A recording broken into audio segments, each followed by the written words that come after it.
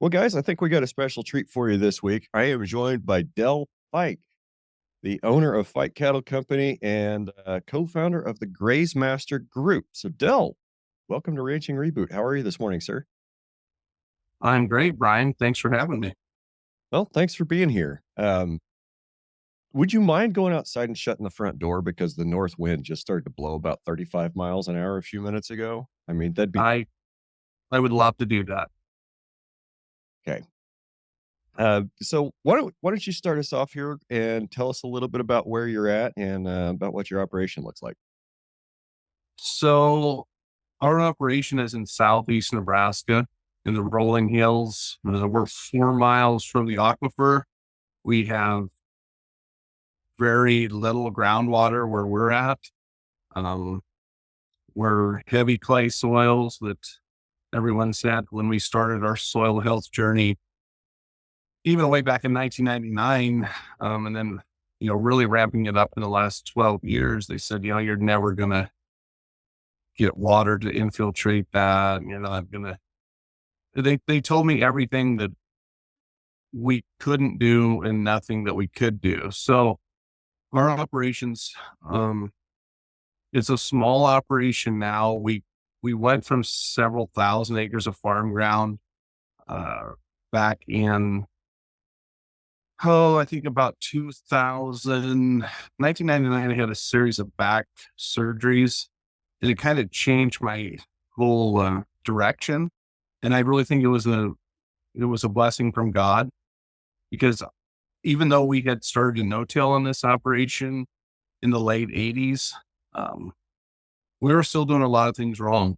And so this operation now is, we developed our own breed of cattle. We call them the Graze Master, that works, very well where we're at. We've designed everything, from the soil health up: healthy soil, healthy family, healthy community, healthy food system. And I certainly wasn't on that bandwagon or on that mentality years ago, just like a lot of people that you and I get to talk to. So, our operation, we have a small meat company. Nearly all of our cattle go into that now. We sell locally, which we're ideally located 14 miles from Lincoln, Nebraska, and 70 miles from Omaha. So our customers are really close. They like to come out to see what we're doing, things like that. But this operation also kind of sparked another idea of really helping people. And that was the origin of the Graze Master Group that Gary Hofsteiner and I co-founded a few years ago. And we really did that on the genesis of when we were changing on this operation. Everyone told us we should do something different. Everyone told us this or that, but there were no resources, and no one really gave a damn what we were trying to do.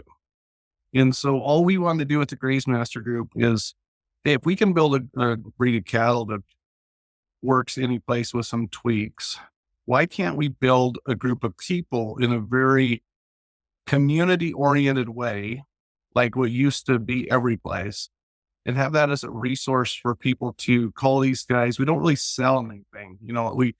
These guys can call the people in our group and ask them about, farm ranch finances, or like ward labs with, soil health stuff.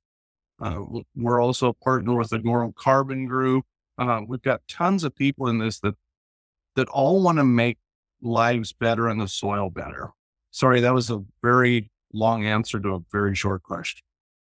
Long answers are fine. That's totally okay. You said you had a lot of acres and you had to downsize, and you mentioned some back trouble then. Yep. So maybe kind of expand on that a little bit and talk a little bit about where you were in 1999 and what the farm looked like versus what it looks like now, and why you've made that kind of transition.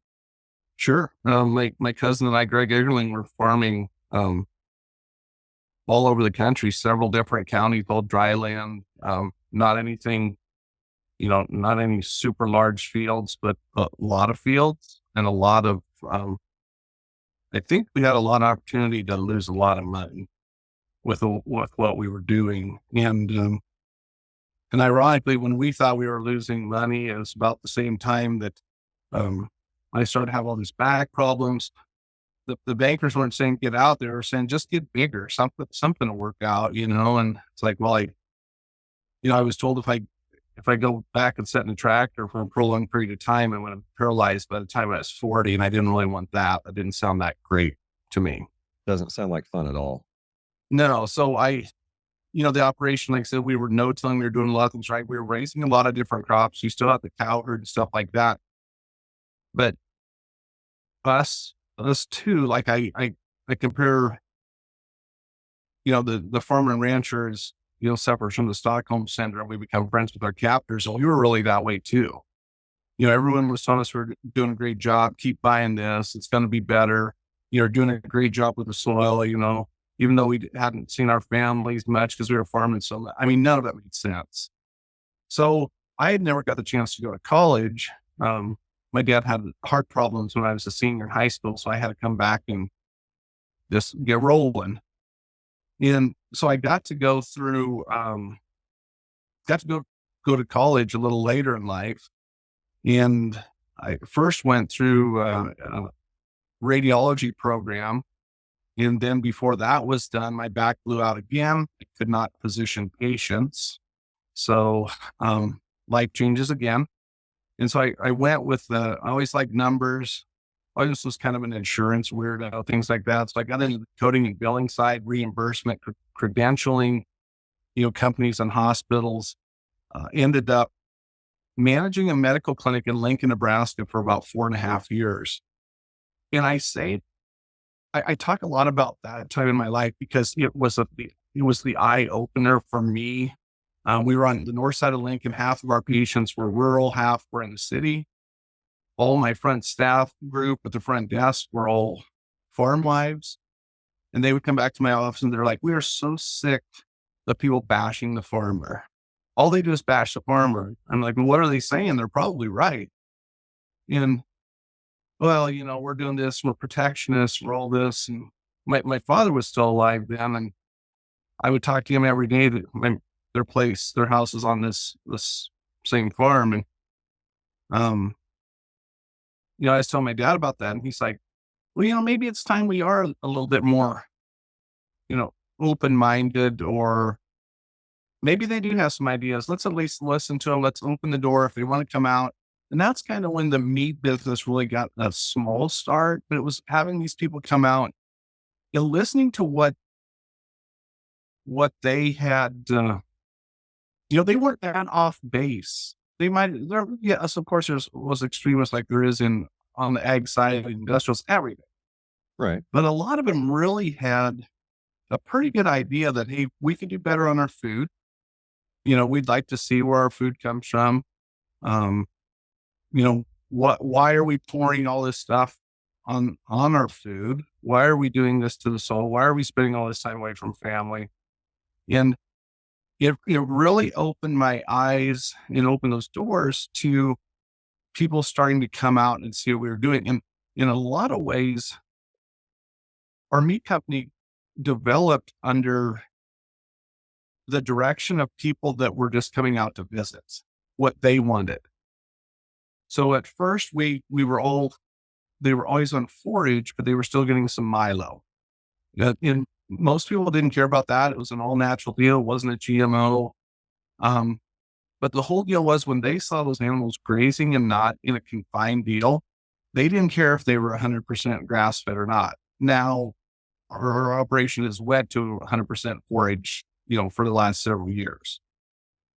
And that's where the Graze Masters work really well. So with all that being said, we really took that outside perspective with our city cousins, if you will, and listened to them. And we didn't make any decision that was crazy. If someone, threw something crazy out, we weren't going to do just anything, but definitely that was our kind of our sounding board, or that idea group, to help us figure out why in the hell were we being so protective? Why weren't we showing people what we were doing?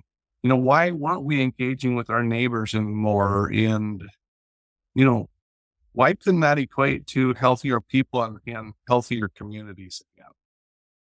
What what sort of right to farm laws does Nebraska have? I know. Okay, and maybe I shouldn't even open that can of worms. And I guess what I'm kind of asking is, or what I'm saying is, I feel like a lot of those right to farm laws that got passed. I don't know, when was that? That was late '90s, early 2000s, right? Hmm. I think we were sold those right to farm as, well, we want to protect your right to do what you want to do on your land and raise livestock how you want to raise livestock. And I get that. Like, I don't want anybody coming down and trying to tell me how to graze my cows. But on the other hand, there's nobody that can, since there's nobody that can tell me how to raise my cows on my pasture, there's nobody that can go into a CAFO and tell them they're doing it wrong. There's nobody that can go to a commodity farmer that's got fallow fields for 6 months and soil and wind erosion on these terrible 35-mile-an-hour wind days. There's nobody that can go there and tell them they're doing it wrong. And even more to the point, like a lot of those laws, uh, the right to farm laws, they were also kind of designed, quote, to protect the farmer, quote. And what that is protecting CAFOs from having animal rights activists come in and take pictures and videos and show them all over the universe.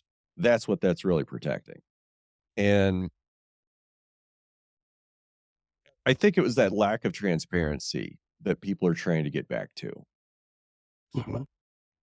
So if all that would have been done, and I guarantee you and I are on the exact same page with this, if all that would have been done out of the goodness of people's hearts and community building and keeping families on farms and ranches, would have been great. It was done by a lot of protectionist people protecting investments in those types of places that they didn't want to see that money leaving.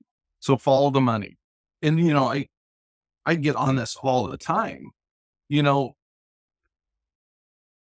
people people tend to really dig in their heels when you talk about change. If they're doing things that I'm not just talking methods. I'm talking, are they doing things morally and ethically right? So when you start bringing in, hey, you can change this, you change one little thing. And I thought about this a lot in the last 2 weeks. A lot of people don't want to change because it kind of breaks the whole system is really teetering on a lot of things that that aren't quite right. If it's crop insurance subsidies, if they're farming for that game, if they're doing all this different stuff, when you take away all the crutches, you become 100% legit. It's do or die. And a lot of people those systems. I'm not saying they're corrupt, but they're really interlocked with a lot of people making a lot of money off of them that are guaranteeing that they're going to continue to make a lot of money if they stay with them. So it has nothing to do with, very little to do with welfare, because if it was welfare, we probably wouldn't have big feedlots and stuff anyway. Okay. It would be, a lot of those things are going to go away. People they can fight it all they want through the political system or with big money or whatever, but the public's coming to tell us they want to see, like what's behind you in your picture. They want to see that, because that equates to healthy. That equates to, wow, that soil looks good. The stockpiled grass looks good. Those animals look healthy and happy. And people will say, the pictures of a bunch of cattle lined up in a feedlot eating out of a bunk, how happy or content they look. Oh, hell, they don't have any other choice but to be happy and content with that. Well, a meth addict or a coke addict, they're pretty happy when they're getting their fix. And to me, there's not a whole lot of difference between a highly addictive drug and corn when we're talking about cattle. We're all the addiction to the vanity and the addiction to the perception drives agriculture more than anything. Okay. we consult with a lot of places. And when you tell them they don't need 6 new John Deere tractors for their operation, they need to go to no-till, and they need to do all this, and maybe only need 2, they're like, what are my neighbors going to think? I'm like, you don't really talk to your neighbor anyway. Come on. And your That's neighbor some, would cut your throat in order to oh, lease a piece of ground out from under you anyway. Why do you care yep, about that guy? yep. But that's the perception that still reigns, um, at the highest level. I mean, these people run each other off the road. They don't wave each other, all that. But like you said, if they could go after a piece of ground, I mean, it's a bloodbath. So and my grandfather, Fike, he was a naturalist, and that's who I really have been channeling through this whole journey. And a lot of people have heard this quote. I've talked about all over the country. My grandfather said the day the horses left and the tractor came was the day we replaced community with competition. No longer did we need everyone helping, threshing crew or whatever. And I'm not saying I want to be farming and ranching just with horses, whatever. I'm not saying that. What I'm saying is we lost the connection to community. We lost the connection to the soil. When we mechanized, it was easier. All of a sudden you weren't working with, your cousin Frank. You were looking across the fence going, I got a little bit bigger Ferguson tractor or Ford tractor than he does. I could get that ground. Then we talk about the whole, we think about Earl Butts and how that changed the whole dichotomy of agriculture, get beat, get out, farm fence road, take out that. We have to feed the world. While that guy sat on every major ag board, pulling in huge salaries and just wrecked, just absolutely finished off agriculture in the communities. And I'm old enough, I got to see the vibrancy of those communities. I got to see them all being boarded up. And all I want to do is see a few more places open up on Main Street. And I'll be pretty damn happy. It's kind of heartbreaking driving through some towns that, I'm in my mid-40s. I've been here most of my whole life, and it's sad driving through towns that have lost half their population in the last 35 odd years since I've been old enough to pay attention. And, there's empty storefronts all over town that used to be full of businesses. And now we've got a Dollar General, a Family Dollar, and a Dillon's. And then, there's a Walmart in the next town over. Well, for a while, I think we didn't pay attention, but now we can kind of see, well, that's where that's where Main Street went. That's 100% where Main Street went. And their argument that, oh, a little bit of competition will help everybody. No, that's not right. That's not right. I mean, you get a Lowe's 30 miles away, your hometown hardware store is going to have trouble. You get a Walmart, you get a Dillon's, you get a Kroger in town. Your small town grocery store is going to suffer. You get a Dollar General and a Family Dollar and they're selling groceries. Kiss your grocery store goodbye. Yeah. It's sad. Yep. They're just indicators of what went wrong. When things like that start showing up, it's like my Texas friends, their economic indicator is if the Dairy Queen can still stay in business. When the Dairy Queen leaves, then it's like, holy shit, oh my gosh, we got to do something. Now the Dairy Queen left. Even if the whole town is boarded up, the Dairy Queen is the economic indicator that we're still in business. And when we think about that, but then all these other things show up that are symptoms to how that's changed. And so that's, guys like you and I are just trying to breathe some life in that. My dad told me before he passed away, he said, you really made it. And I'm like, well, how do you think, why do you think that? And he's like, well, you can tell people to go to hell and they look forward to the ride.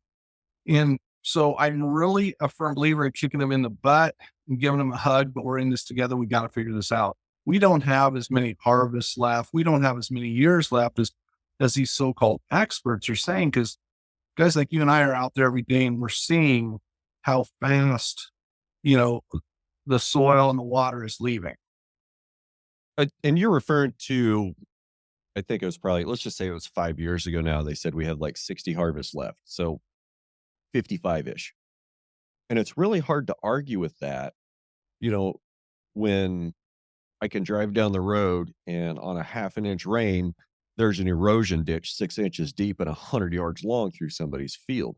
Or, days like we've had the last 2 days. So we're recording this like right in the middle of March. And we just had 25 miles an hour south wind yesterday. So that blew all of West Texas and the Texas Panhandle into the sky. And now we've got the Dell left the front door open. So we've got like 35-mile-an-hour north wind blowing all of western Kansas and western Nebraska back on top of me.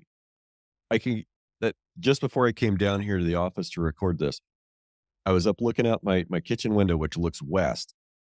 And if you just kind of stand back and look out, it's just all brown. But if you get close to it to where you can look up, there's like a layer of brown that's probably up to 500 or 800 feet in the sky. And above that's blue sky and a couple clouds. But under that is just like this gross brown dust. And I guess I can circle that back. That's another one of those things that we're just overlooking, soil and water erosion. Uh, I guess I'll back up again. America's number one agricultural export is not corn. It is not soybeans. It is not alfalfa. It's dirt. It's sediment that is run off the field and run down through our waterways and either ends up in the Pacific or either ends up in the Atlantic. And just that, like, I think it's your average farm loses 5 tons of topsoil per acre per year. Okay, that's the thickness of a sheet of paper on an acre. Big deal. Who cares about that? Well, Mr. Farmer, go try to replace that topsoil. I'll be happy to sell it to you. I know where there's a quarry. You can go get topsoil all day for $10 a ton. A belly dump, a belly dump semi can hold like 25 tons. So now you got $250 worth of dirt in there, plus trucking, plus getting it where you want it, plus spreading it out. I don't think that there is a farm on planet Earth that if they had to pay to replace the soil that washed off or blew off every year, I don't think there's a farm on planet Earth that'd still be in business. I guarantee not. And that's just like, my experience, or, I've been blessed to talk to people and work with people all across the country. And I remember years ago talking to a grandson and his grandfather in Ohio. And the grandson said, yeah, we don't really need any of your advice on soil health. We have 30-foot topsoil. The grandfather was leaning against the pickup. He had a walking stick, bib overalls, put his head down, and he said, but when I was a kid, we had 60. We had 60 foot of topsoil when he was a kid. In 50 years, they got that much left, or that much is gone. So we can't be so arrogant and prideful that, hey, what we have is here to stay, because you hit the nail on the head. We are exporting not only that soil via the wind, erosion, water erosion, all that. We're exporting the nutrients out of that soil with these commodity crops that don't even make it into the food system, or you can't even eat. Well, we're not just exporting sediment down the creek. It's, it's also some of the residual herbicide and pesticide fertilizer load. I guess that's why kind of up towards your part of the world and, maybe off over into Iowa, they've had problems with nitrates in the water. You can't, if your dog drinks the water in the Raccoon River in Iowa, they die. That's how much stuff is in that river. Okay. I mean, I've never heard of the Raccoon River, but I assume it's, it's probably a little bit more of a river than what we call a river around here. Well, yeah, it's not the biggest one, but certainly carries a lot of that water down to the, into the Gulf. In 4 or 5 years ago, I went with the Pawnee Indians to the Oaxaca Valley in Mexico on a seed trading mission, flew over on Thanksgiving Day, flew over the Gulf of Mexico. And I absolutely could not stand looking down anymore and wanted to come home and wring everyone's neck for how big of a dead spot that was that we created with our arrogance and our excess in everything, that all ends up there. Right. But then when you take it, it's easy to see it from the 30,000-foot view, right?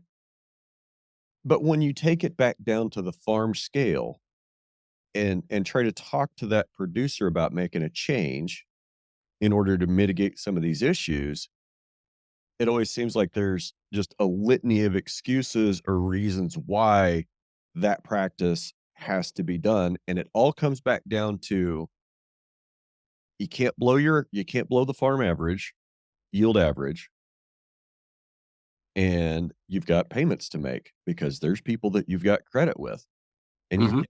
you can't afford to take maybe a 5% hit in income because your operating ratios are that tight.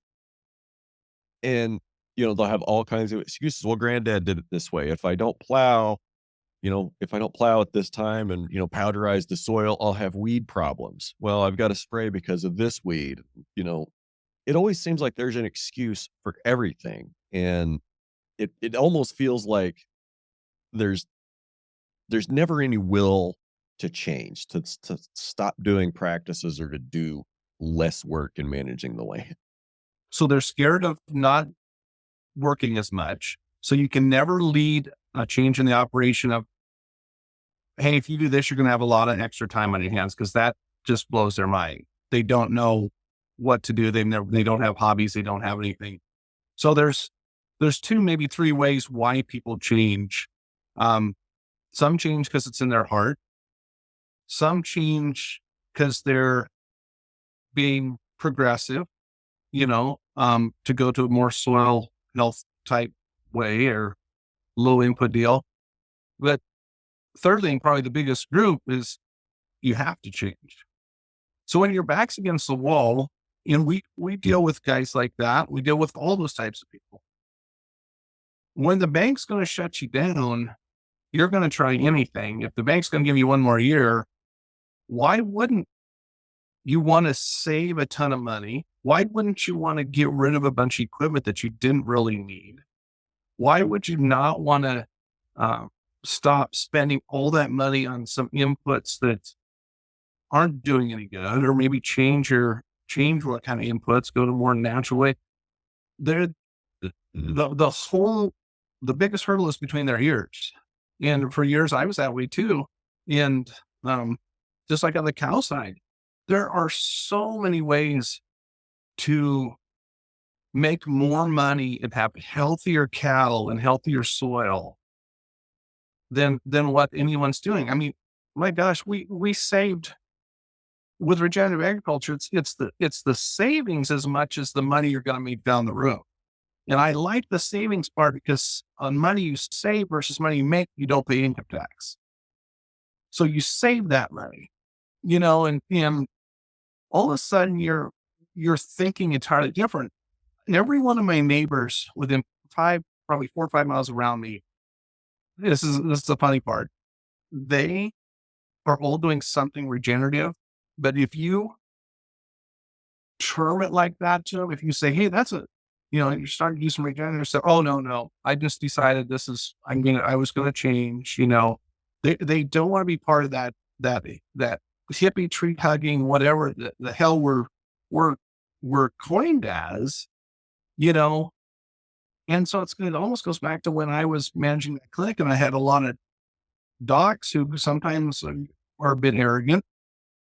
I could bring up an idea and they would shut it down. 3 weeks later, one of them would come up to me and say, hey, I got an idea. Well, it's the exact thing that I had said. So in this whole ag deal, you really got to let it be their idea and just give them that information that you think might stick. Don't overload them. Give them one thing. One thing will change their whole course on what they're doing. I used to overload people. I'm like, we can do this, this, this, and this. No, it's like, if you biocarpeted or bale grazed, you wouldn't have to haul so much manure, blah, blah, blah. We're going to build that soil in those spots. And you hate feeding cows all winter. This would make it easier. Start with something like that. Cut the pasture in half with some polywire and plastic posts, just in half. Don't move cows twice, and they just cut it in half. And they're like, oh man, I tell you, we ran a lot more cows, or the cows were on that grass longer. We can put a few more on there next year. We're going to tighten it up even more. We're going to cut it in 3. But it's got to be their idea, and it's got to be baby steps, because I am so guilty of trying to do too much with people that were so trapped, like you say, in the Stockholm syndrome type deal. I mean, they're scared to death. Just like you said, they are scared to make that change. I I appreciate that you said Stockholm syndrome, and I like it. It resonates, and I've never really thought about that before in the context of ag, but it makes sense because the people, the people that are kind of stuck in that paradigm, it's like uh Stephen King book, Misery. Mhm. The Yep. author gets stuck out there Yep. in the Great, and a woods, great movie, book and and movie. Sure. one of his big fans, one of his biggest fans, is like, "You're gonna write this book for me." So she kidnaps him, and I think in the book, it's his knees she breaks, and in the Yep. movie, it's the guy's ankles. Still the Yep. same thing. It's like, "Hey, I'm trying to help you. I'm gonna break your knees, so you have to Yep. stay here and write this book for me." And I feel like a lot of folks in ag, big commodity farmers, feedlot types, they have a Stockholm syndrome relationship with Syngenta, with Merck, with Monsanto, with Bayer, with John Deere. Like, I really think that there's some abusive relationships that that people don't know they're in with these big companies that are have a very much vested interest in not transitioning towards regenerative ag and in keeping things just the way they are. It's back to, the policies on some of these livestock handling deals. There's people that are making so much money off of these, maybe the top 10% or the largest deals or whatever, that are still getting some rewards for being so wrapped up in that deal, where everyone else, because, they can't buy in volume, they don't get a free crease, they don't get all this stuff. They are that, I mean, that metaphor, that analogy of that misery deal, they are just stuck right there getting the crap beat out of them every day. And they're thanking those people for it. Thank you for still letting me be a part of this, even though it is abusive. It is not just financially, it's abusive to the whole, mental part. But then what does it do to the family? The family is the one that, you know, the kids don't know dad, because he's running all over the country because the bank said you got to get bigger, or the company said if you get bigger, you're going to get a better price, or you're going to do all this. And, we've lost the whole relationship component in the living that used to be, I think, at least much better. It was probably never perfect, but it was a different deal. People at least knew each other. They at least talked. Families communicated. I run on to places where the only time that the dad, grandpa, and grandson have ever sat at the same table, including holidays, are when I show up, because there's no communication. And we got a communication problem, and they will sell out a family member to make a big corporation happy. And that's crazy. I So was you hit the nail on the head. I can't remember who I was talking to yesterday. I was in the truck going somewhere, and was talking to a friend, and conversation came up. Uh, Crap, forgot what I was going to say. It was anyway. We've lost the relationship component, and I like what you said, about your dad's quote. The day the horse left and the tractor came, the community spirit was gone and replaced with competition. And I think that's right. You know, there's not a whole lot of difference between 16 and 18 horses or 16 and 20, but there's a big difference between a 50 and a 75 horsepower tractor and the size of tool you can Mhm. pull. And when everything was powered by, horses and oxen, there's just a limit to the size of tool you can pull and how many acres you can cover a day. And, losing a lot of that community aspect, I don't know how to bring that back, but I think the communities need to be more centered around food and the cooperation and community around food. I think we need to base levels start thinking about agriculture as a food system again.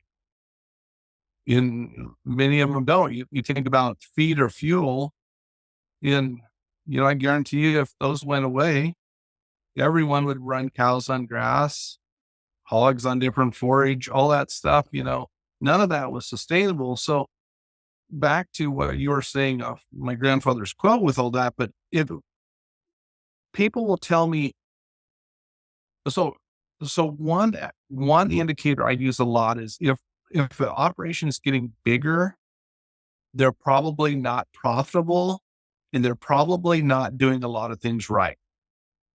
So of my 500 acres or less that we have left here, I've got 4.5 acres that what I consider I've optimized. Move the organic matter from 2.6 to over 8% in about 15 years. Okay. Animal impact, everything we talk about, cover crops, no till, starting to tillage, all that. 4.5 acres out of 500. In my lifetime, I will never need to get more land because I've only done well on that many acres. So why did a guy like me back in the day, why was I getting more and more acres? Well, I was making less and less. So I'm running harder because the banks are telling you, the input people are telling you it's the best way to go. And you think about what happens to a community when an operation adds another 2,000 acres? Do 3 families move into the community? No, they buy more technology. They hire maybe another trucker or something. So we can't be sold on bigger is better anymore because it just exposes that we're doing a really crappy job on what we have and we're just spreading it out. We're just spreading out our risk. And it's not doing anything for our family. We're losing that family and we're not building community. Every resource on earth that we're working with is depleted. I know that sounds harsh, but that's exactly what's happening. I agree. And the interesting thing, farm expansion means less people and more automation. Yep. And the kind of commentary is it's minimum wage. Like, this is what happens when you start raising a minimum wage is when, and okay, I'm sure there's a bunch of people that are going to say, well, that's not even correlated, but 100 years ago, when there really wasn't much of a minimum wage, we had really high farm employment. And, you know, it- I'm not saying that, I would pay somebody minimum wage to work here, but maybe that's where they need to start out because minimum wage, minimum skills in my mind. If you want to send me hate mail about that, I don't care. But we've taken, so when I was a kid and I got my first job off dad's ranch working on a neighboring farm, I made $5 an hour. And I think Fed minimum wage at the time was under that. And while I was there, it went to like 5 or 5 and a quarter, and they bumped me to 6. Okay, great. I'm 15 years old. Like, I didn't expect to be making $1 million my first year, not even quitting high school yet. Okay. I didn't expect that. Was it good money? No. Was it a little bit of spending cash? Yeah, it was great. But now minimum wage is what, $15 or higher in places? And good luck getting somebody to work on your ranch or on your farm for 12 or $15 an hour this year. Good luck. I don't see it happening. So now we're up in we got to pay 15, 18, $20 an hour to get unskilled labor, unskilled help.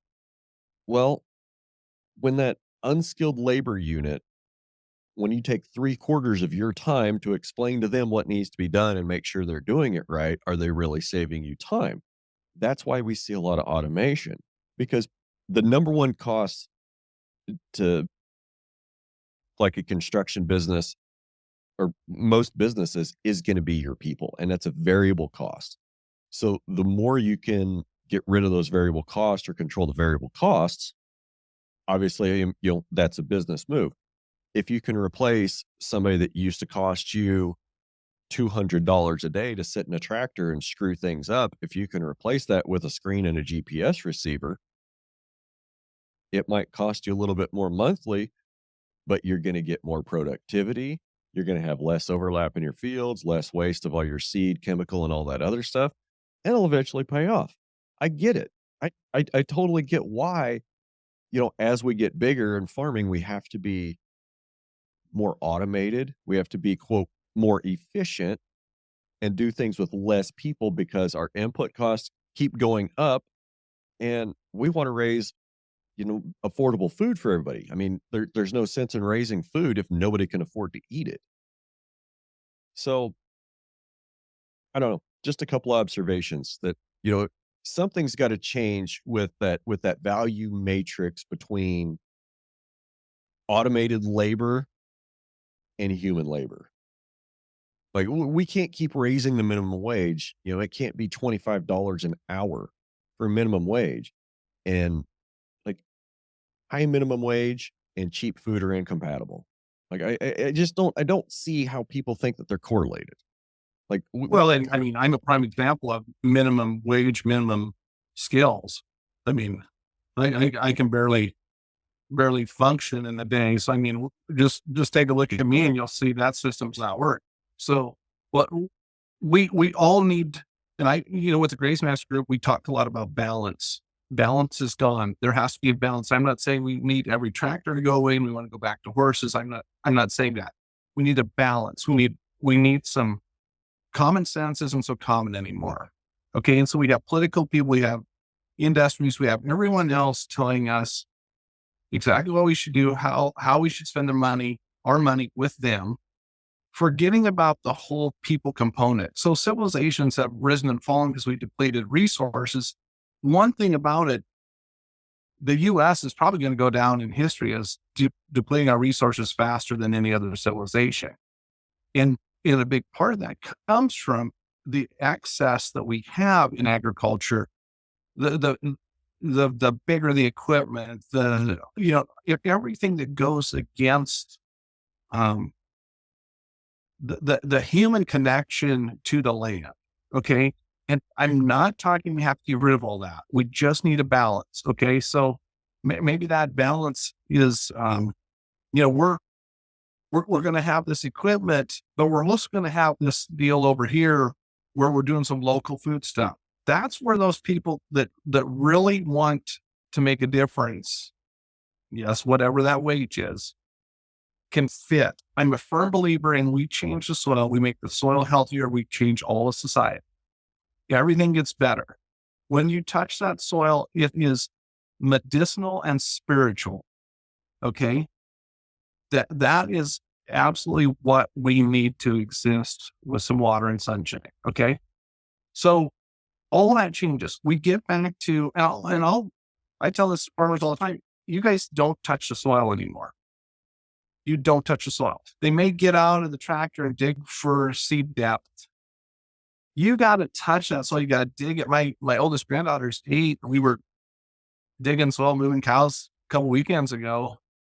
And, she gets, of course, she's, it's been a bit unfair with grandpa, always preaching this stuff, but she knows better than most all my neighbors what healthy soil looks like and what dirt looks like. Okay.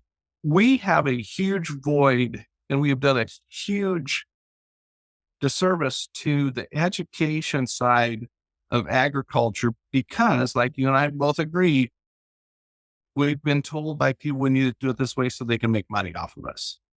It's time to take control of those reins again. Back to why we started the Graze Master Group. back to why we started, building that breed of cattle.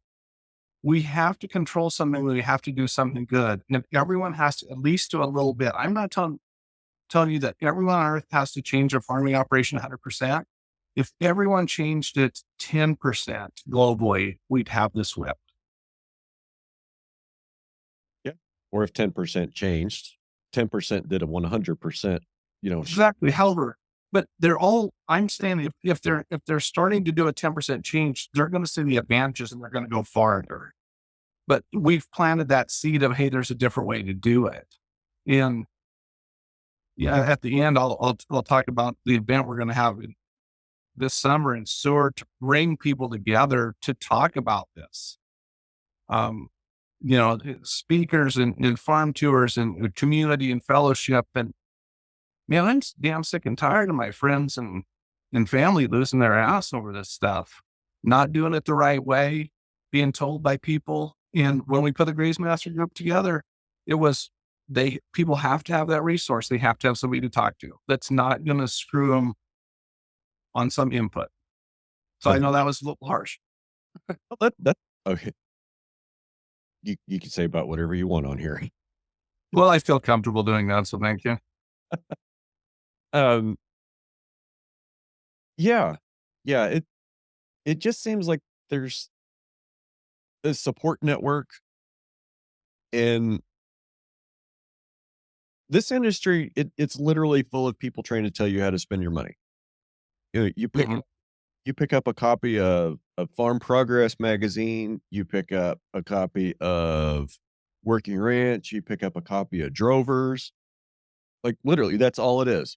Buy our product to make your ranch better. Our inputs make your crops better. Our inputs make more yields. Yields are what's important. Pounds of gain is what's important. Pounds on the rail. Use our product. More pounds No on. matter what the cost, Yeah. no matter what that cost, the pounds, you know this, they don't care what the cost is to the guys. They're spoon feeding them that information that performance will keep them in business. A huge lie, a huge lie. The savings, the optimizing, everything that we know now that we didn't always know either. It's like this, calving in January, February to get a 600-pound calf for a feedlot guy to make money off of via an investor that's buying the calves while you're out there trying to save every frozen calf, no sleep, your life sucks. When we went to May calving, I'm like, what in the hell? Why didn't we do this years and years ago? It's just, and the cost savings, less speed, the hell, everything. You are spot on with what you're saying with how everyone has really been fed enough propaganda, and it's time that we start changing that. And the bad thing is, Del, I think it's not just propaganda in industry publications, at conferences, at seminars, at, webinars. I think that's less of a problem than our land grant universities being basically captured by big ag. And, you know, lately the last couple of weeks I've been chatting with a gentleman that's out at Colorado State, I think in Boulder. And he's pretty upset that, there's professors that he's listening to that are getting paid by JBS. And I think that there's like maybe even a building there that JBS built, kind of like University of Illinois. They have the Monsanto Crop Science Center. And I'm sure that it's like that in every state, at every state land grant university, that there'll be the Monsanto building, or the Bayer Center for Crop Science Excellence. And okay, I get that. We need a little bit of money, to fund some research. Where's it going to come from? That's a good question. Well, where does it come from? It comes from the people that have interest in selling you stuff. There was, I've told this story several times. There was a meeting I went to for old world blue stem control. If you're not familiar with it, it's a highly invasive engineered worm season Yep. grass. Terrible stuff. Anyway, the all the slides that they put up for over 2 hours were clear that Arsenal was a better solution for chemical control of old world blue stem. It was absolutely crystal clear to me that Arsenal was a more cost-effective treatment, and it was easier to do with better control. That was pretty obvious. Roundup was number 2 by a fair margin, and wouldn't you know it, the educators and extension from this land grant university, they never even mentioned the Arsenal as a product. All they did was talk about Roundup and what Roundup could do. I mean, you've got a slide up there and you're showing me results from 5 different products, and you're gonna talk about 4 of them, not the number 1, not the one on top. You're gonna talk about the bottom 4, and you're gonna keep doing that for 2 hours. And then at the end, you're gonna tell me that Roundup is what I need to use on this plant. And then you look down at the bottom of the program, sponsored by Dow. Riding for the brand. Like that that that that shouldn't have been a surprise. I mean, so what do? I used Arsenal. Does it work to control old world blue stem? You can nuke it to dirt, bare dirt for 3 years, and then you leave and you'll have old world blue stem there. So Yep. Yep. we'll figure Well, I mean, that you're 100% right. I mean, that those, and I'll just get on this briefly. This is we're not on a homestead farm. This one was bought in 1888, but the old Fike's homesteaded about a mile south there in 1869. And I tell you that homesteading deal made us all a bunch of dumb people.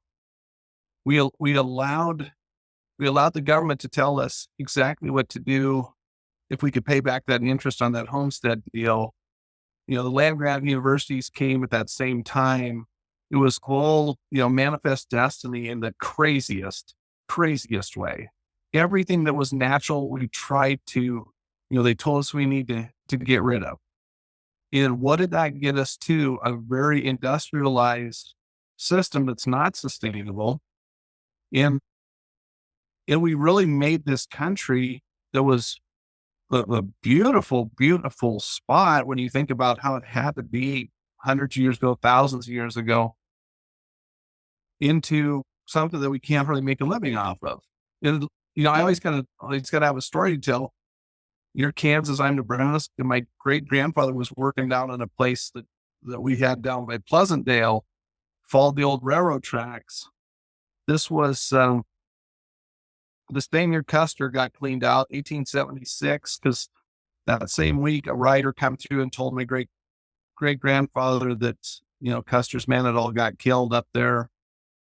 The next week he saw this wagon coming and a guy sitting on it. And back then you stopped and talked to everybody, everyone visited. That's how you communicated.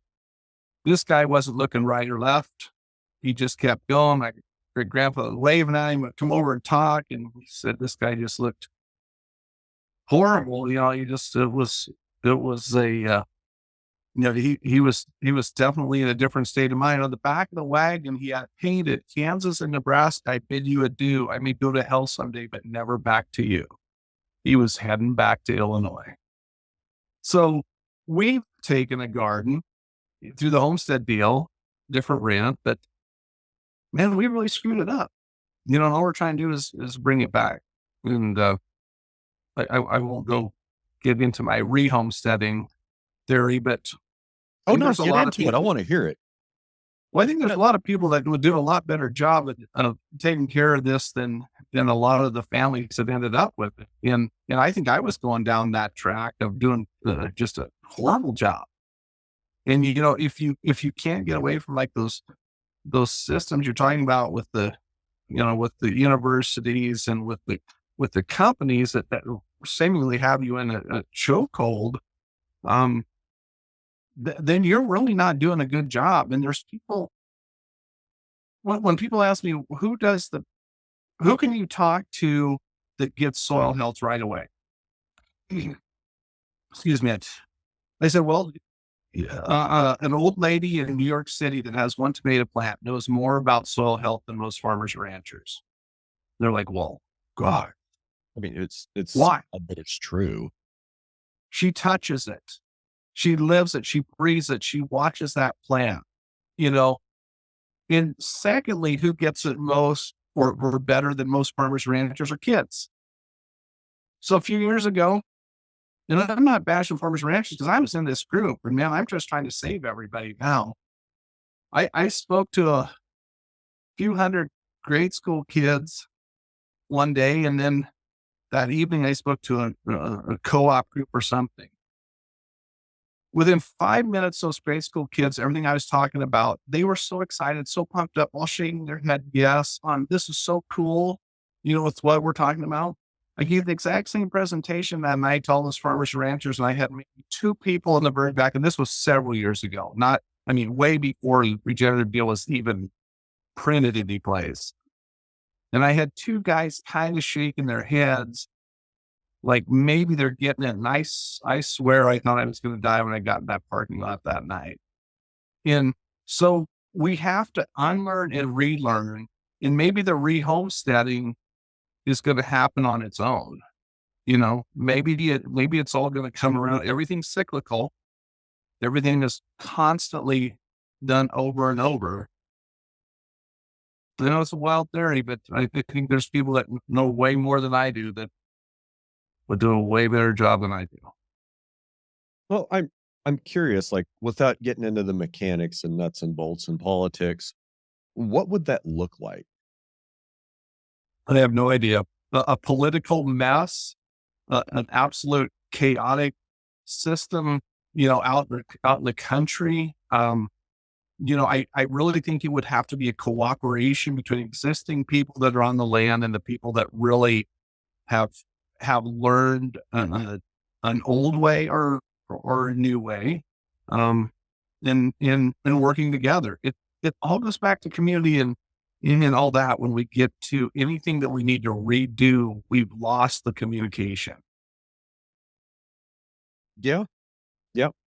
So I was just sitting here kind of thinking a little bit, and what you're talking about, it's like reallocation of property.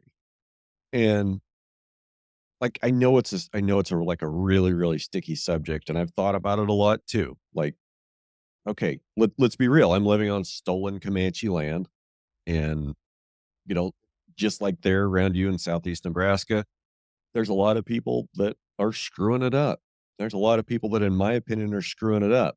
But thanks to the right to farm laws and ag gag laws, nobody can tell anybody what they have a right to do or what they should or shouldn't be doing in agriculture, or that they're not, quote, doing agriculture right. And it, we go down, like, if you want to, like, if some of that gets rolled back, then we kind of start, then are we going down a really slippery slope, you know, towards less protections for farmers, maybe more transparency, which will be a good thing. But at the end of the day, our country is built on private property and private property rights. Mhm.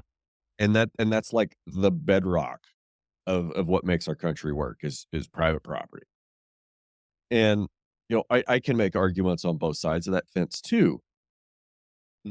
But the moral of the story is, like, we've got a lot of tenant, landowner tenant situations around, and you need to have ownership and management on the same page with the long-term ecological goals for that piece of property in order to make any meaningful change. And I know the situation here is there's a lot of farmers that are farming, 50% or more rented ground. And the people they're renting ground from are absentee landowners that, maybe this 120 acres is all they have of the original family homestead from 1885. And Mhm. there's 15 heirs that are all have their finger in the pie. And as long as they all get a little check every year, they don't care what that guy does, but they're dependent on that rent check. or they, are unwilling to pay for the infrastructure to put a fence around it and put a water well on it so it could support cattle. So to some extent, we've got fragmentation, private property rights that, disconnect land from water, disconnect land from access. But how do you start unwinding those things in a fair and equitable way to the people that are already participating in the system? Mhm. And that's where things get really, really sticky because the government man shows up and says, "Hey, Mr. Fike, we're going to take this 200 acres. We're going to take it away from you and we're going to give it to somebody from Raleigh, North Carolina that wants to homestead out here." Like Mhm. that'll go over. I mean, I'm not even gonna say go over like a lead balloon because that won't even fly. And Yep. and they could do the same thing to our friend Jared out in Nevada.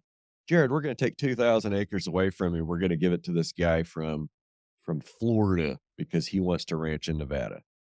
I I that's think that's Go ahead. why when I talk in extremes like that, I want to get attention.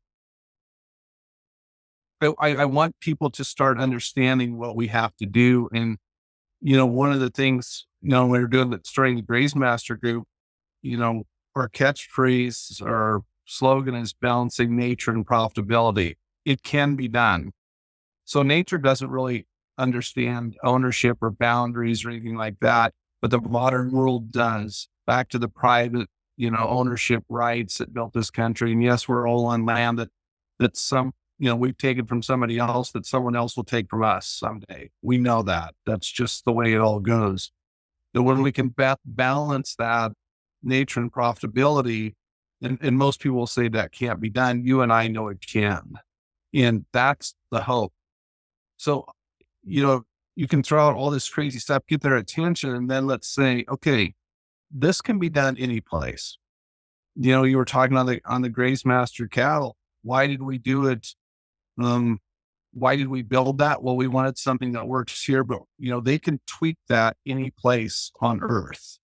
So we have to have things that are balanced with nature. They have to make money. We have to stay in business. But by us staying in business, it buys us time to continue to do things in a better way, in a more, the word regenerative has been so prostituted out. I don't even hardly use it much anymore. It's more, let's get back to responsible agriculture, responsible communities, responsible actions. Um, we are responsible for doing this. And, it's not politics. It's not religion. It's what's in our heart. And you're only as smart as the smartest person you talk to.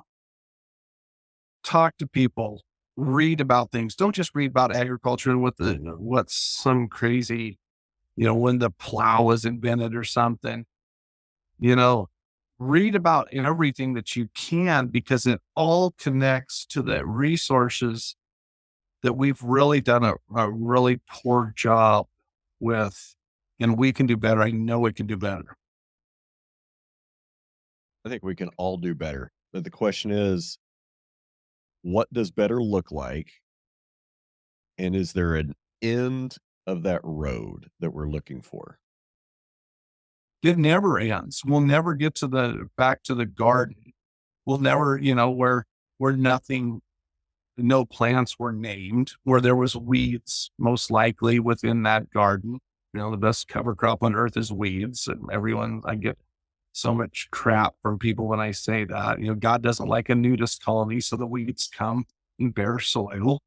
And, you know, I think that's a big part of why I love talking to people about it and trying to do it. I'm just saying, trying to do it on my place, trying to do it better is because it's a rush. I know that I'll never have the best soil. Even though I've said this a lot, I only had two goals. I wanted the best soil on earth and the most accountable cow herd. I say that half joking, but you got to have goals. You got to write them down. And if you don't write those goals down, you'll forget about them. You write those goals down. And so every day when you put your boots on, or every day you pour your coffee cup, you know, you gotta look at that and say, am I on the right track? Am I still trying to do that? It's gotta be in your heart. It's gotta be a motivation. But if we don't balance it, and if we don't think just a little crazy, think about nature. Nature's crazy. Nature is so crazy cool, and the power it has. Nature is always going to regain itself in one way, shape, or form over the dumbest animal on earth, i.e., humans. It's always going to take the shape that it's supposed to, or was meant to be, or the way it was started. It's education. If we don't, and I'm not talking education, setting everybody in a classroom. It's talking to just everybody. We used to talk to everybody. And that's why, a deal like this, what you're doing, and Carrie does it on her side with the Underdog Ag podcast. It's so important, because what if this gets to one person that hasn't thought about this, or hasn't had the courage, or doesn't know the resources or who to call? What if it gets to them and it makes a difference? And then that person gets to another person. It's one at a time. It's one farm, one ranch, one family, one community at a time. Anything bigger than that, it's too grandiose. I think we're also maybe to some extent saving one life at a time too. Amen. You know, the the two groups that have the highest suicide rates and have for several years, military veterans and farmers and ranchers. Yes. Like, if they're not 1 and 2, they're both in the top 5. Yep. And it's a crisis that nobody's talking about. It's something based on a lot of lack of purpose. When you think about it, this is all so crazy that no one feels place anymore. No one feels purpose. No one feels like they can make a difference. And that's why, that soil component, healthy soil, it's a healer. It is a healer. And we've had tons of veteran trips out here, and we honor a veteran every year at our Graze Master event. And, you know, World War II vets were different than, I'm no expert in this. Gosh, you're firsthand with it, but they all had a little bit different purpose coming back to that farm or ranch, or even that small business in town that the parents had, the grocery store, the tire shop, whatever. We got to start every day with purpose for people, and if they don't have a purpose, or that feeling, that's when all these statistics get blown out of the water. We're better than that. As Americans, we are better than that. We need to really get our crap together. Some of that kind of maybe circles back to the Stockholm syndrome and total capture of our institutions. It's like, Yep. and we kind of even alluded to it earlier today, or earlier in a conversation. Like, it's so hard to fight against something that you've been taught your whole life. If you've got 99 voices telling you things are this way, and there's one guy over at the fringe going, "Oh, no, maybe things are a little bit different." Look, we're that one guy. Like, we are that one very quiet dissenting voice to a lot of agriculture. And the reason it's hard to accept is, yeah, maybe they are bought in and captured by Stockholm syndrome, but they're captured by a system that has beat them and brainwashed them for 10, 20, or 30, 40 years. I mean, and maybe it starts in public school, but there's definitely a lot of it in anything having to do with agricultural education in a land grant university. Like, from the time you start taking those courses, you're going to be brainwashed. If you grow up on the family farm, and there's usually a seed company, a chemical company, or the machinery company dealer in the driveway every week, that's the paradigm you're going to grow up with. And that's what's going to make sense when you go to land grant university and they're all telling you about the high input systems that generate super high yields. Yeah, but at what cost? You know, like national corn yield record is what, 600 bushels now? And I don't think that crop made money for all the fertilizer that he had to put on it, water he had to pump on it. There's a guy that I hope we both know, Russell Hedrick out in North Carolina, won the dryland corn yield award, like 460 some bushels. And he's about as low input as they get. He's kind of a no-tiller and he does a lot of biologicals. So the argument that you've got to put, all the seed companies' inputs on to make it grow and make, a really good crop, he's really fighting against that fallacy. And it's like you have to buy into somebody's whole system. You buy into our corn, well, we'll also sell you soybeans and, well, good luck. Good news, because the same shit you can spray on your corn now, you can spray on your soybeans and the drift won't kill anything. Yay, science. Beautiful. Yeah. Beautiful. Yay for science. So you've got guys that are just trapped in this system, and that's all they've heard their whole life. It's all they've ever seen and all they've ever known. And then I got a guy like you and me coming up and being like, you ever think about maybe planting that to grass and running cows on it? And they look at us like we're nuts. Yep. Nope. Well, and you know, in a lot of ways, people have to, unless they really have the idea and the backing to change. A lot of the soil's on life support. It has to have all that stuff dumped to it to even raise a crop. So, back to the production, the guy that's raising the biggest weaning weight steer and the guy that's raising the biggest corn yield, at what cost, not just financial cost, but environmentally, what did that cost? And I think the old saying on the corn deal is every corn, or you have the potential to make 1,500 bushel per acre, but every day, because of things in the environment and things you're doing, you'd start to lose yield. So when a corn farmer hears that they should be raising 1,500 bushel per acre, well, the government likes that. The government wants these guys to keep going broke raising a big corn or soybean crop because they make money off of trading it. And the people setting in USDA and all those places, this is a crazy story. I had the opportunity to go to DC years ago in a job, and it was going to pay, I believe, $90,000 a year. Life, basically, living expense in Georgetown was about $90,000 a year. And they told me how I would come out of there making so much money. And I said, I don't understand this. If I'm only getting this, that's costing me this. And they're like, oh, you'll be taken care of. You'll be taken care of. And you really wonder when you see all these people that have these jobs and how they come home as multimillionaires, the system's screwed up. The system is out to beat the guy up right from the day when we signed that homesteading paper that will pay that interest back in 5 years or whatever. They've had us under their thumb. Like Hitler always said, make the lie big enough and tell it often enough, they'll believe it. That's where we're at.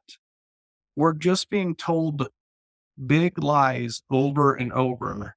And hey, this country was built on a bunch of patriots, doing things, something's wrong, but still very, guided by the right thing of, hey, we can do this on our own. We don't need help. We don't need government. We don't need all this. I'm not saying that we need to change that whole deal, but this country will not stand for this much longer. And especially on the ag side, enough is enough. I agree. I also think that we have maybe maybe it's difficult for us out here in rural America to see the big picture. I mean, there's what, 340 million Americans. Allegedly, We have the most popular president in history that got the more popular votes than anybody else. 83 million people. You and me are just two people. I've had, I think we're about 115, 118 episodes on the podcast. Had some repeat guests. So let's just call it, I've met 100 people over the course of this podcast. I know how many people listen to it, and it's not anywhere close to 340 million. It's not even a meaningful fraction of that number. And like, to change the course of the ship, it'll take a lot less people than 50%. 3%, I think, is about what it'd take. But even to get to 3% market penetration when there's 340 million people, it's a big ask. And it doesn't seem like that there's any voices that are trying to any voices that are saying the things we're saying with a lot of reach. I mean, yeah, Will Harris was fantastic on Joe Rogan. Joel Salatin has been fantastic on Joe Rogan. His audience is enormous. And that's, I mean, enormous compared to mine. But to be honest, he's still like, he has the size of an audience that it takes to actually move the needle, move public opinion. Over time, he can do it. But we're such a long ways away from being able to change things by hearts and minds, I guess is what I'm saying. And I hate government control, and I'm not advocating for more, but I'm really starting to wondering, like, where possibly a small tweak in government policy can create a large change in society over a long period. Like, you know, talking about the Re-Homesteading Act, different homesteading act. Um, Previous guest and I talked about it a little talked about it 2 episodes ago with the Taylor Grazing Act. So, just like the Homesteading Act kinda in the Midwest, more where you are was where the Homesteading Act was. It was 160 acres. Well, by the time they got out to where Jared is out in Elko, Nevada, they realized that 160 acres just ain't gonna quite cut it. So the Mhm. Taylor Grazing Act made that more like 2,000 acres. So there's there's like 600 and some million acres that the federal government owns in the West. And I've heard people be like, well, we'll just open that up for settlement. We'll just open that up for homesteading. Well, no, because that's already been tried and nobody wanted it in the beginning. That's why nobody's there and it's still owned by the federal government. Like Elko, Nevada, it's okay. Las Vegas, it's okay. But there's not a whole lot in between. And they're kind of on opposite ends of the state. Mhm. I mean, Nevada's not really a great place to go ranch or farm because there's no water. And that's land values. Land values in my mind and productivity are tied to how much water you're going to get, how much humidity you have over the course of the year. And have become acutely aware of that over the last 3 years because it really hasn't rained very much. Like, you don't have to go very far east before you start picking up rain. Yep. But going west, it just gets drier and drier and drier. So the answer in my mind is not homesteading the 600 and some million acres that the federal government has in the West. And I think there's a lot of land in the West where I am and west of you that maybe should never been settled the way it was because access to resources, namely water and how much area it takes to grow enough forage to raise a cow. Because as you go, the farther west you go and the drier it gets, the more acres you need for cows. And, of course, then there's the correlation between how many cows can one labor unit take care of? All right, we're getting way off in the weeds. Tell I me, understand. um, tell me about the Graze Master breed. Tell me about Graze Master cattle. I don't know much about them, so give me some education. Well, we spent about 30 plus years uh, kind of experimenting with different combinations of cattle. So my father, Kenneth Fike, um, and my grandfather Adolf, they were Hereford people. We had registered Herefords. Um, my dad sold bulls for Pioneer beef cattle back in the day when Pioneer Seed had their cow herd in the early 70s. So a lot of the great, and a lot of people don't even know that Pioneer was in the cattle business, but a lot, they had money behind them. They bought the best bulls of a lot of different breeds. They were, well on their way to making a lot of headway in the beef industry, and the stockholders decided that it was taking too long. Cows take too long, and they pulled the trigger and dispersed. But in that time, I was just a very young boy, and I got to travel all over with my father, who was very hell bent on you had to get away from home. You had to get to other states and see what they were doing agriculture wise to know what to do at home. Your backyard was too small and there wasn't enough experts. So, I got to see him um, really start to appreciate, the hybrid cattle, the composite cattle. And he was actually one of the first guys in our area to sell hybrid corn through Garston Thomas, Roswell Garst, industry leader in the corn deal, had enticed my father to sell hybrid corn in this area that, really there was a little west of us, they were selling it. So that's kind of started the whole deal, Garston Thomas to the Pioneer deal. Then my dad got to see a lot of those benefits of the composite hybrids, which I picked up quickly.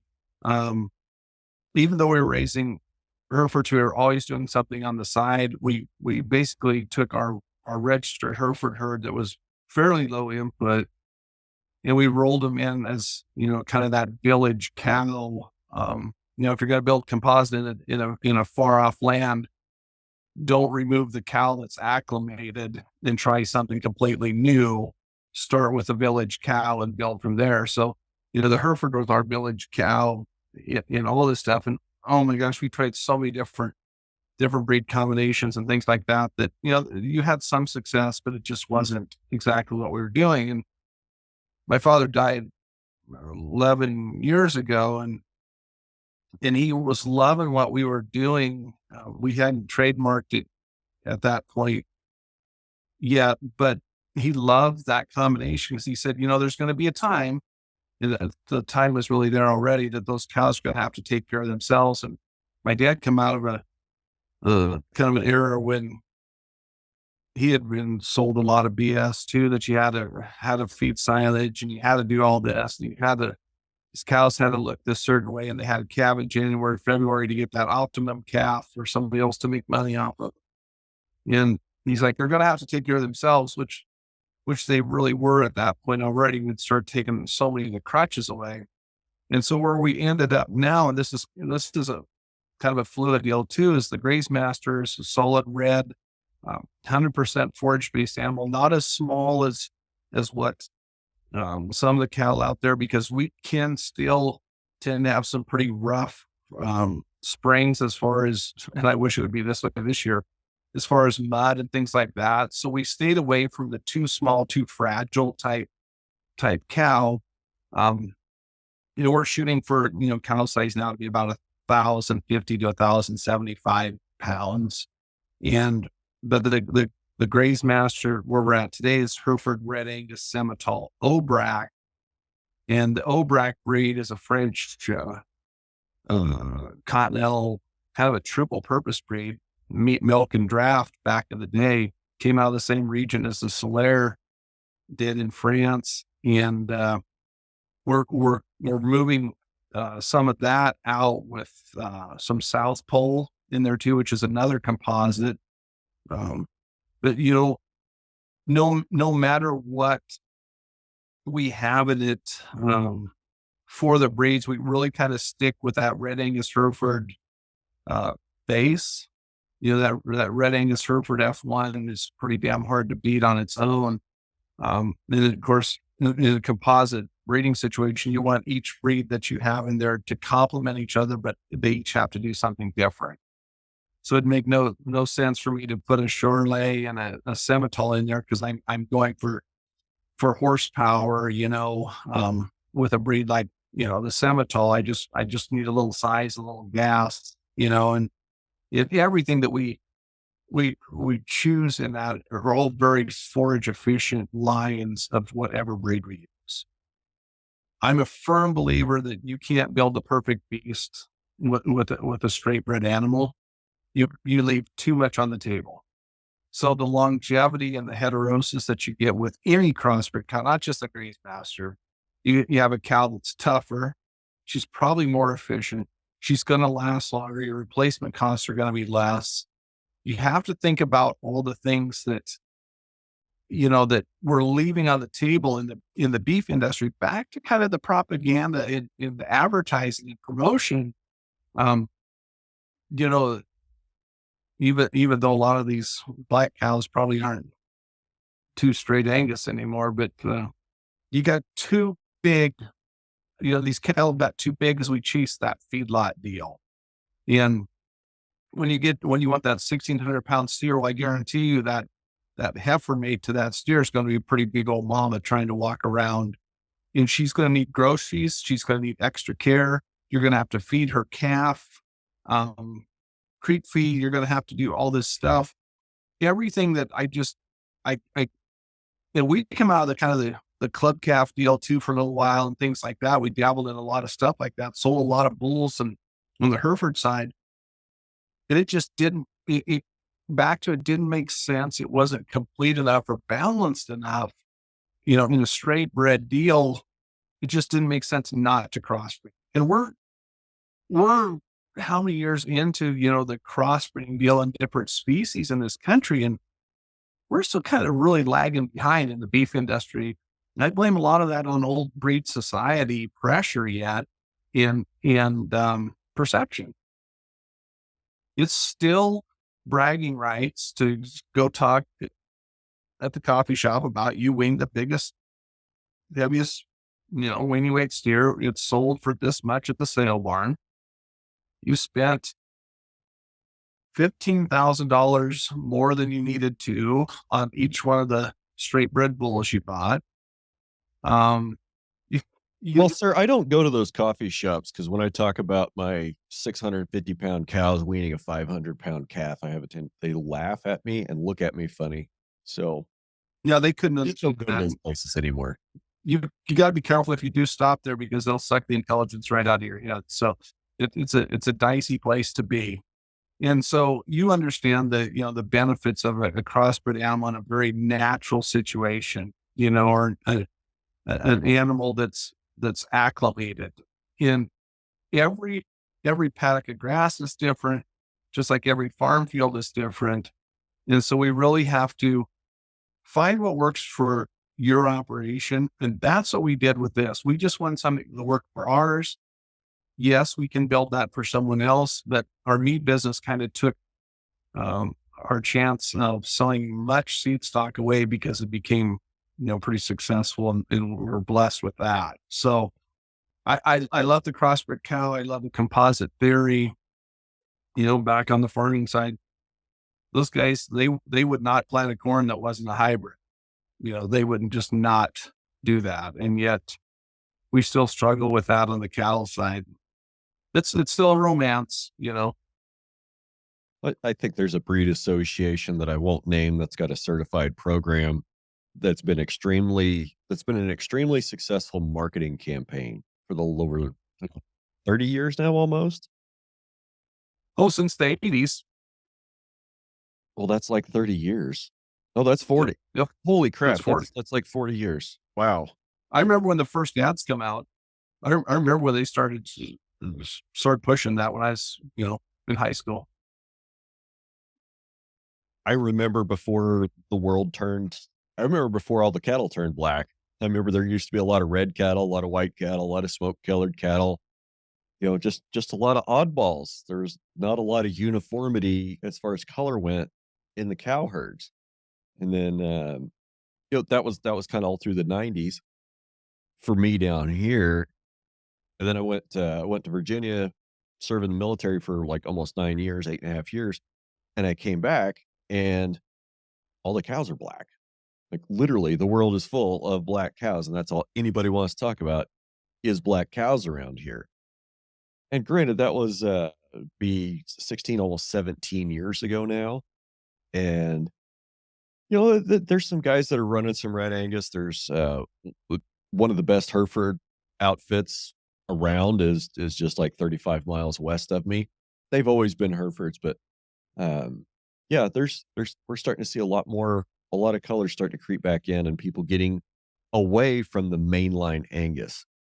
Mhm. Um, so you know, my podcast fans, they've been hearing me talk all winter about, I do have a group of custom graze cows, a group of customer cattle on the ranch, and they're just mixed commercial. I mean, there's everything in there from probably straight bred Angus to your typical Angus Hereford Brockleface cross to some full blood Herefords.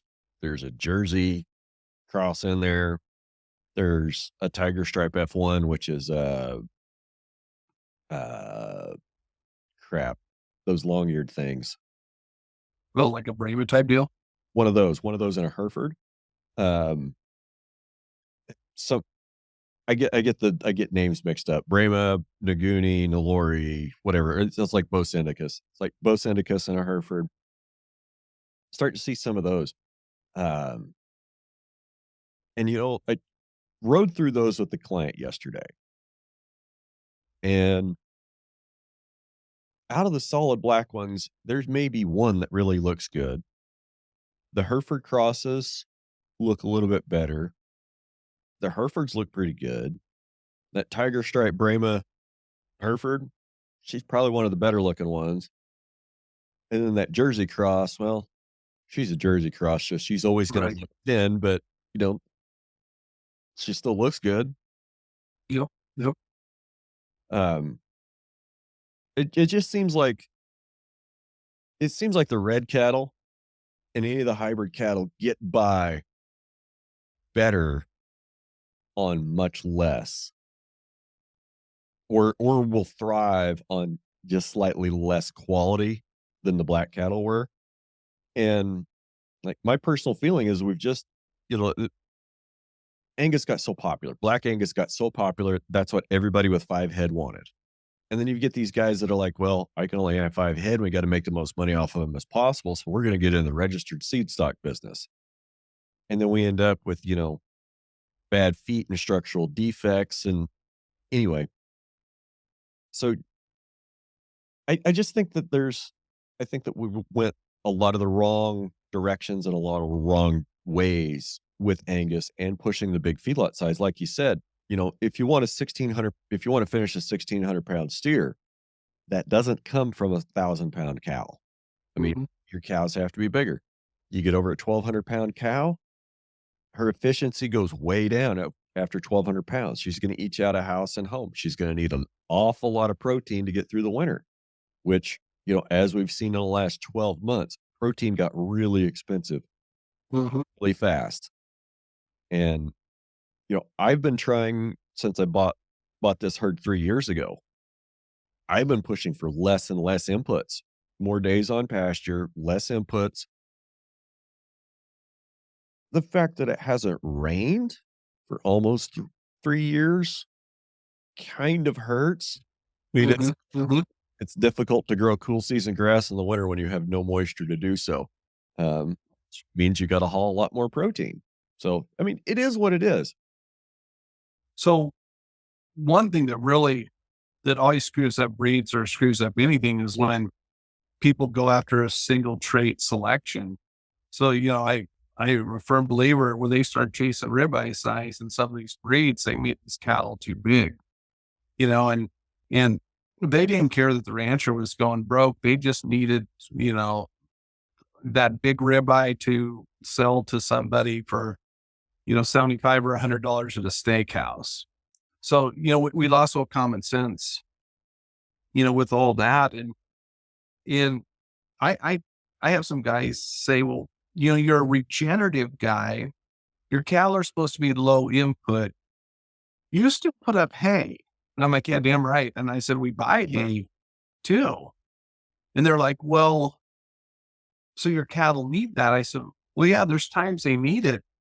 But I said, we always count 60% of that bale going to the soil and 40% to the cows. In my lifetime, if I live another 50 years, which I won't, I will not have covered every what I call rescue area on our farm with a bale, either, biocarpeting or bale grazing, some old cow tracks or a rough whatever where there's nothing growing.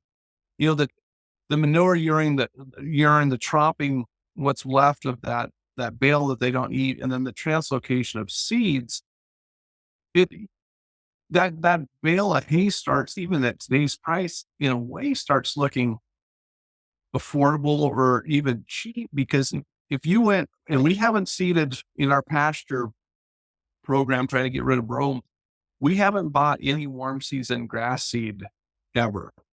We translocate seed in via, biocarpeting, and also, the intensive grazing of that hoof action. I'm a firm believer that every seed is still in the soil. Nothing is extinct.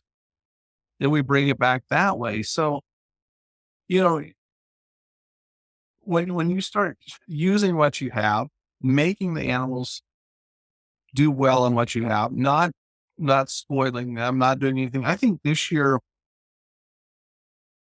it might be a little higher. It's probably around $9 a cow for protein and mineral, what we've spent since last fall. We use some of our own alfalfa. We use, some other stuff that we get, certainly some protein value out of. But, the back in the day, we would buy, because we had a few more cows, we would buy tubs and tubs and mineral and mineral. When you get that soil right, when you get those forages, not perfect, but more balanced, even in a stockpile situation of old standing grass that, we were shorter this year because we're drier too. They've done that old stockpile brome and those blue stems and stuff like that. They're not licking the top. They're not hardly licking any mineral. They'll lick some salt. People are blown away. They're like, how do you get your cows to do that? Well, the ones that didn't want to do that aren't here anymore. So, that was pretty easy. So, you can control your own destiny, but everyone's so used to crutches. If it's on the farm side, if it's on the cow side, they're so brainwashed or whatever that you have to spend a lot of money, and you don't. Because you can feed condition and fertility into anything. Oh, absolutely. Absolutely. So I just want other people, I want to help these other people, that, hey, you don't have to work for those cows, make them enjoyable. And no, you're not going to have the 650 or 800-pound weaning weight steer. You're not. That's, you're going to have some good calves. You're going to have low input calves. You're going to have quality, healthier cattle. And there's markets for those every place. Yep, for sure. For sure. So that was the Graze Master, the whole deal that, went into the Graze Master Group idea then. That, if we can do that with cattle, we can do that with inputs and communities and things like that. So it's just balance and connectivity with the people that, that we used to call neighbors. Neighbors and community. It seems like that's just not what it was even 20 years ago. No. So tell me about the Graze Master Group. What I don't know a whole lot about it. So what could I expect? Well, I guess just tell me about it. And tell me about what you So, it's really got a lot of things, like I said, Carrie Hofster and I, we started it. We got some good people, like great people involved. You can go to grazemastergroup.com, read up on all the people involved, credible people, Ward Laboratories, Agoro Carbon Alliance are involved. We've got financial people that will help, farm ranch succession, things like that. We just signed up with one of the largest hemp growers in the country because we feel like we love the hemp for building soil. We love all that. We think it's going to be a good value. We've got a couple gals on the group. One is basically like a community building type person. The other person is a human health person. We've just got so many different people in there. We got cattle experts. So what we can do is we can go out and we can consult for you. We can communicate for you. We can build a legacy plan. We can, we can get you cheaper inputs. Nate Belcher with Hybrid 85 corn, every bag's $85. He cut out the middleman. He started his own business. He does the same thing with his cover crops and alternative nutrients. So that's our little spot there where we do have some things that people can buy, but it's all affordable. It's all common sense. And it all goes back to when we started there, everyone told us we should do things different, but we had no one to talk to know what to do different or where to find these products. And so the products and services of what we're doing there morphed into last year. We had a Graze Master event in Sydney, Nebraska. This year we're going to have one June 28th and 29th in Seward, Nebraska, in southeast Nebraska, my home county where the Fike Cattle Company started. Jason Mock from Indiana is going to talk about relay cropping and animal impact. We got farm tours on the 28th at my place, and Brian Burhill, the regenerative guy that actually started me in this years ago.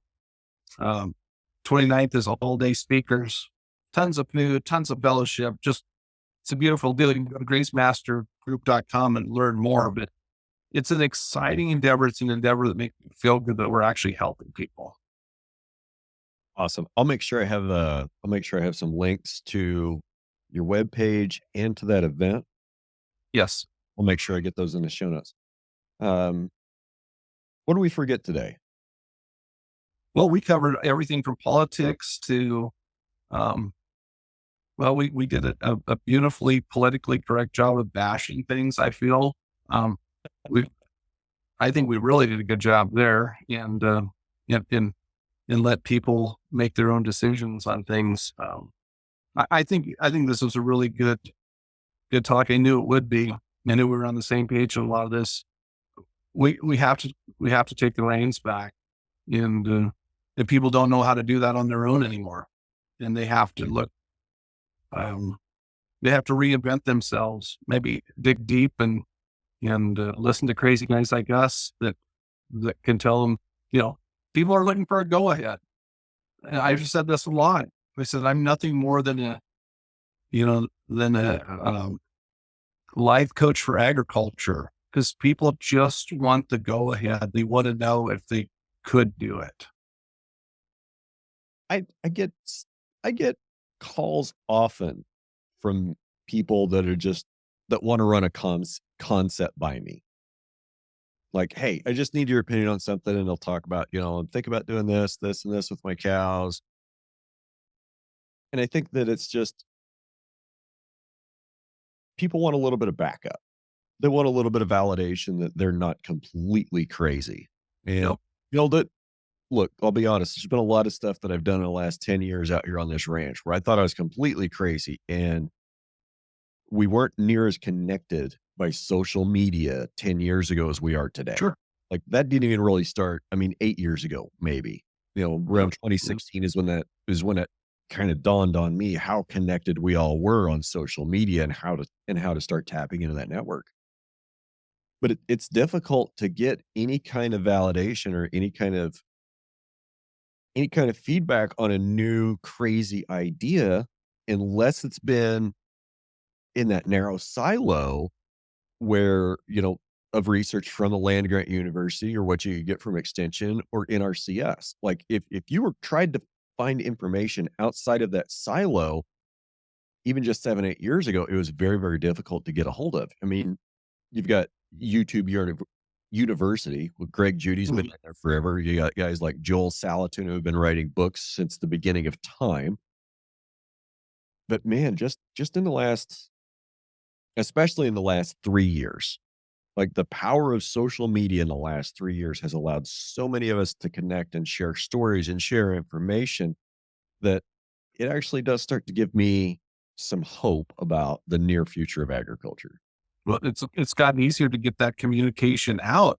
But one thing that you and I can both do, we can't tell people what to do, but we can tell them what not to do. So we know there's things that we tried that absolutely did not work. And we can save them a whole bunch of time and money and mistakes. When people are like, they'll call me and say, well, what about this, this, or this? I'm like, don't know, but here's what I did in that deal and it didn't work. Or this is what I did and it did work. But the mistakes are better for that learning curve and that education and really money savings. Tell them the mistakes we've made. Because then we're not some crazy regenerative hoodlums out there. We're dudes that are making mistakes because a lot of these regenerative people, and I'm not going to bash them. It's become kind of a hipster deal. Back when I was doing it, it was just kind of a cool deal. But it's you know they tend to come across as we do everything right. This is 100% the way it is. There's no variation. You have to do it this way. So just like you in the drought situation, just like us in the drought situation, we went from this super plan to less of a plan and survival. It happens. You have to adapt. That's what's so cool about what we're doing. It's not a system. It's not, we don't have to plant corn the first week in April. If the cows are great on this paddock, we're going to leave them there 3 days longer. There's not a plan, something that we have to stick to. Yes, there's a plan, but it's not a plan based on someone else's prosperity. Good stuff. Good stuff. I need to get out of here. Okay. So, anything you need to end with? Go to grazemastergroup.com, see what we're doing. We'd love to have you follow. All right. I'll make sure we have links there in the show notes. All right. Thank you so much. Well, Mr. Del Fike, it's been an absolute pleasure this morning. And I thank you for your time. And for those of you out there in podcast land, go get out there and have a good week. Thanks so much.